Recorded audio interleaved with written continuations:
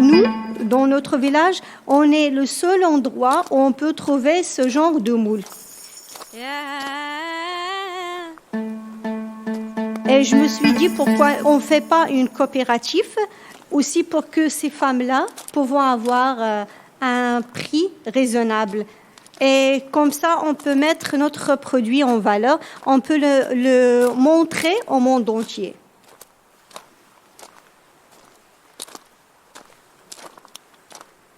Quand on mange les moules fumées, on a une explosion dans notre bouche entre le goût de la mer et le goût du fumage. Food Revolution, une série documentaire de Vina Irigi et Émilie Langlade, réalisée par Julio Arcalafanti.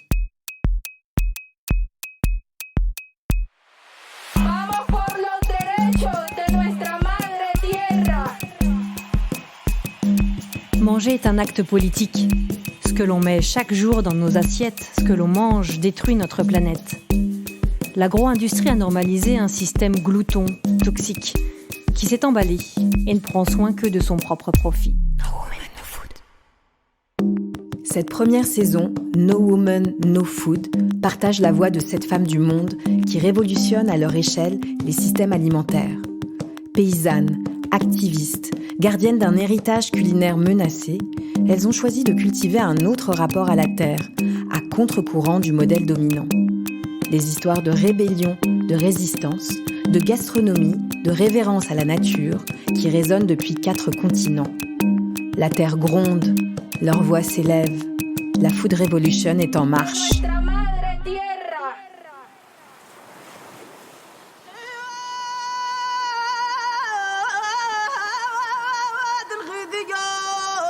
Tigri, ça veut dire les moules. Mais d'autres endroits au Maroc, le même terme, ça veut dire l'agriculture des moules. On pratique la pêche à pied. Le type de pêche, elle s'appelle la pêche à pied. Il a une relation avec la lune, avec le temps dans lequel on peut faire l'agriculture des moules. Ça veut dire qu'on part à côté de la mer, au bout des rochers, on récolte les moules et tout ce qui est fruits de mer. Quand la lune sera terminée, c'est le temps parfait. On part à la mer, en attendant s'il n'y a pas une marée basse, et après on descend sur les rochers. C'est très dangereux parce que parfois il y a des femmes qui ont des accidents de travail. Il y a des vagues qui viennent et la femme peut être tombée sur les rochers. Si on peut parler des accidents du travail, et une assurance de travail, on n'a pas. Si quelqu'un tombe malade, ou bien si quelqu'un arrive à un accident, on peut rien faire. Yamina Agaliou, pêcheuse et directrice d'une coopérative féminine, village de Tigert, Maroc.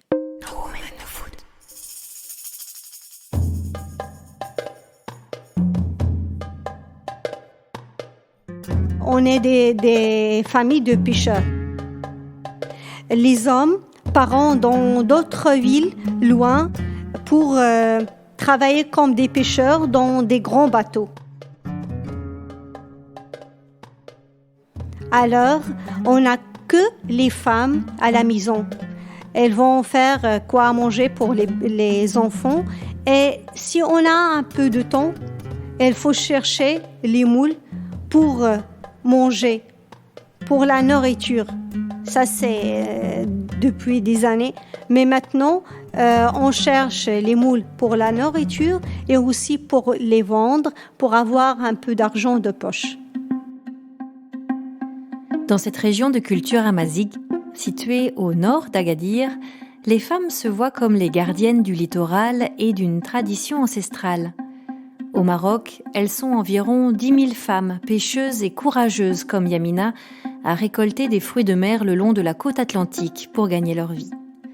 Un petit modèle de pêche artisanale, où les femmes prélèvent les moules une par une, avec pour seul équipement leur seau, un couteau et des espadrilles en plastique, bien loin des modèles de pêche industrielle qui ratissent les fonds marins.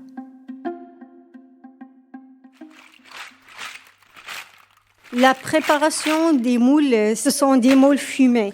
Des moules fumés et séchés. La préparation, après avoir des moules de bonne taille, on les lave très bien et après on les met comme un cercle, on se forme d'un cercle. Après on met du bois sur les moules, on met le feu et après on ouvre les coquillages et on prend les moules. Comme ça on peut trouver des moules fumés.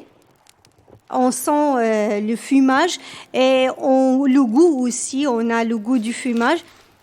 Et sont aussi des moules fumés et demi-séchés. Après, on les sèche en plein soleil pour les réserver d'une façon traditionnelle et bio.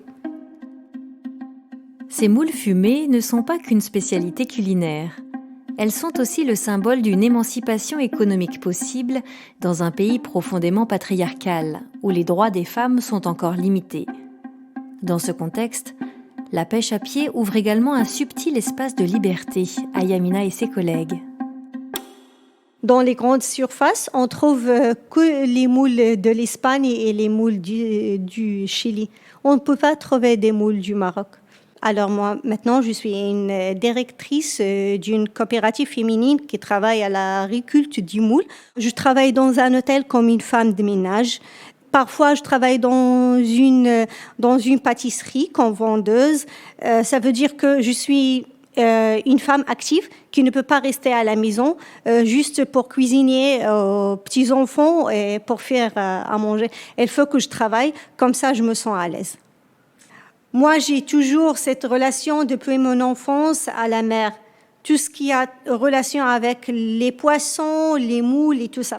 Alors pour moi, la mer, ou bien la récolte des moules, c'est une thérapie.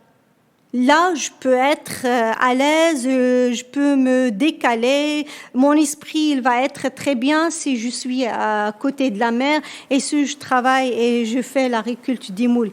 Je me sens à l'aise dans ce travail-là.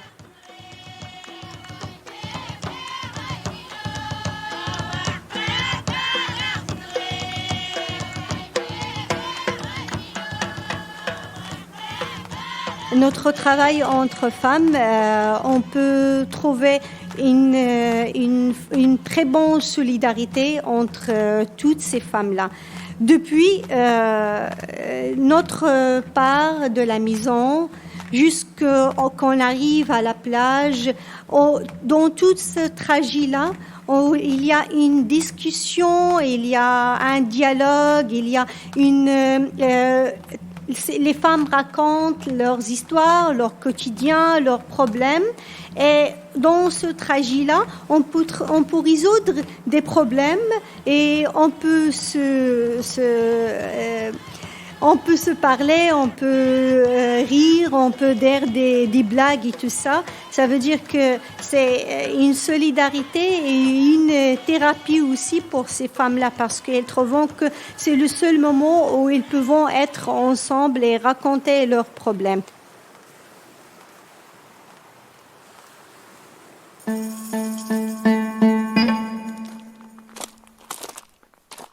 Dans notre coopérative, on a 68 femmes.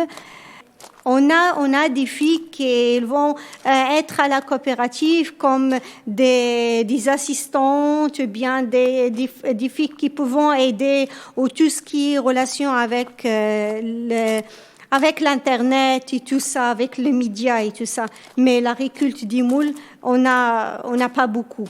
On n'a que les vieilles femmes.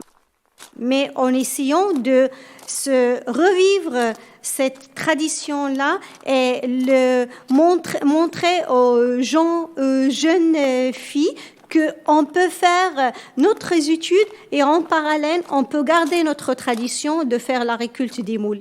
Parce que c'est notre tradition, si on perd ça, ça y est, ça veut dire, si on n'a pas une tradition, ça veut dire qu'on n'est pas existé. L'histoire de Yamina résonne bien au-delà de Tigart. Au Maroc comme ailleurs, se pose la question du modèle de développement souhaitable pour l'agriculture de subsistance. Cette région, aux côtes encore préservées, travaille actuellement avec le Japon pour développer la culture de ces coquillages. Mais est-ce que les nouveaux projets laisseront leur place aux femmes ? Dès qu'une activité devient plus rentable, les femmes ont malheureusement tendance à être écartées des montages financiers. Pour Yamina, qui milite à différents niveaux pour protéger le milieu naturel et une économie locale durable, ce ne sont pas les seules incertitudes.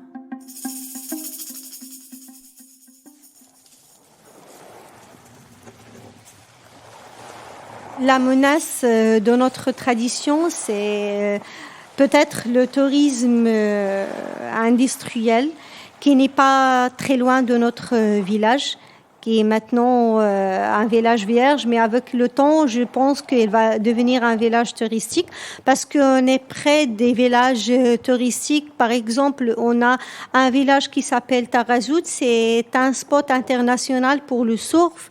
Et là, il y a beaucoup des hôtels de luxe. Et je pense qu'avec le temps, elles vont se dégager vers nous et elles vont créer des hôtels et des villas de luxe et tout ça. Et pour nous, c'est une menace. Parce que si on a des hôtels, on va avoir des égouts. Et comme ça, on va avoir beaucoup de pollution et on va pas avoir une très bonne qualité des moules. On n'est pas contre le tourisme, c'est bien, mais on préfère avoir un tourisme solidaire, ça sera parfait pour nous.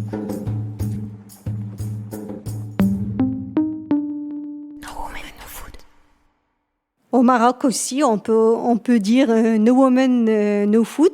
Je partage ça avec mes filles. Je dis que c'est un jour vous grandissez, même si vous êtes dans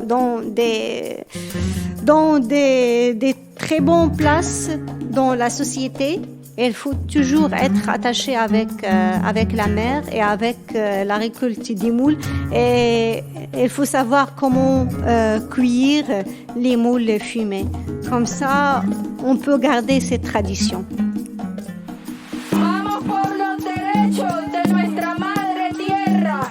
Cette série documentaire a été réalisée en coopération avec la Heinrich Böll Stiftung France lors du rassemblement de l'organisation Slow Food International à Turin.